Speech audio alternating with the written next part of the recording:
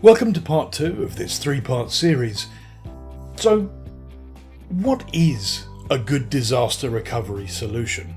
What is considered best practice?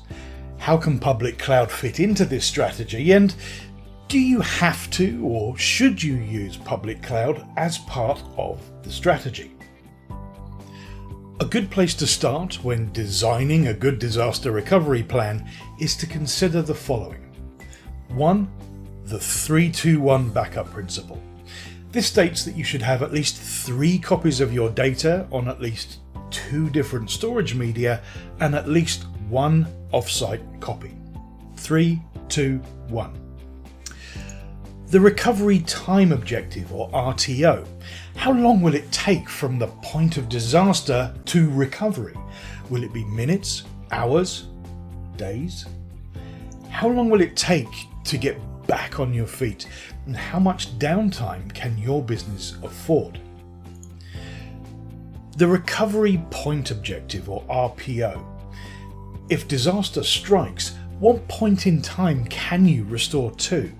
How much data would be lost since the last backup or snapshot was taken? And finally, how to protect against ransomware.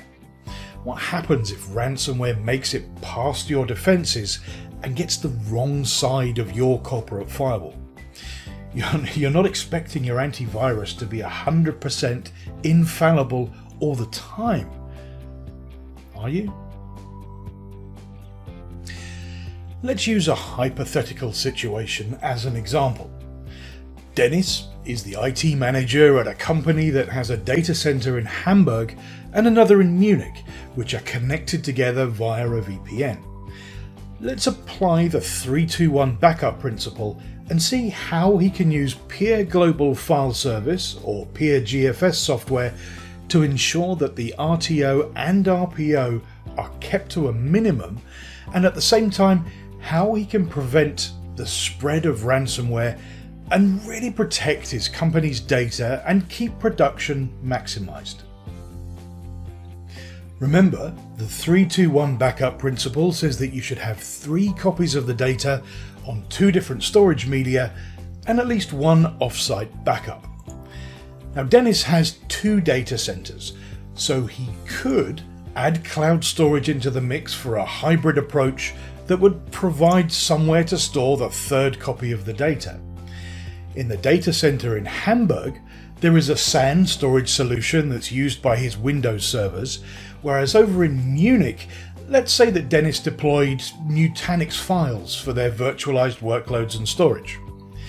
So that's 2 different storage media taken care of, as well as 2 out of the 3 copies of the data. The 3rd copy of the data would be housed in the Azure Blob Storage or AWS S3 bucket, which of course would be off-site. As PeerGFS synchronizes across Windows, NetApp, Dell EMC, Isilon, VNX and Unity storage, in addition to Nutanix files, Dennis might have chosen to save on the license cost of a backup, NetApp, Dell EMC or Nutanix file storage by simply synchronizing files with a cloud-hosted file server. But what if Dennis was unsure about the future costs of storing data in the cloud? Also, this data is in Germany and there are some pretty stringent rules about data sovereignty, so he might not feel comfortable putting a copy of his data in public cloud and would prefer instead to use a co-location company in Frankfurt. They can provide an S3 compatible storage solution at a fraction of the cost of public cloud, and that's at a fixed and predictable price per terabyte. Either way, the PeerGFS software can provide the distributed files fabric to stretch across each location and synchronize files between each for a continuous data protection solution that would keep the files at each location up to date as files are created and updated.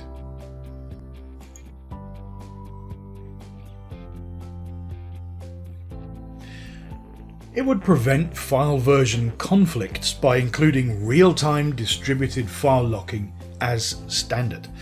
And because PeerGFS can react to file level changes in real time, the recovery point objective will be very attractive. It's far better to copy a file to the other side or other participants as soon as it's closed, rather than having a backup or snapshot scheduled to run every X number of minutes or hours. But what about the recovery time objective? By integrating with a DFS namespace, if the Hamburg file server went offline, the users would be automatically redirected to the copy of the data at the Munich data center. They would just keep on working and stay productive. When the Hamburg file server came back online, PeerGFS would resynchronize it and then have the users redirected back again so that they're working locally once more. The continuous data protection model provided by PeerGFS not only keeps the RTO and RPO to a minimum, it also provides enterprise-grade redundancy for real-world high availability to meet business continuity requirements. In Part 3, we'll take a look at preventing disasters caused by ransomware. So, see you in Part 3.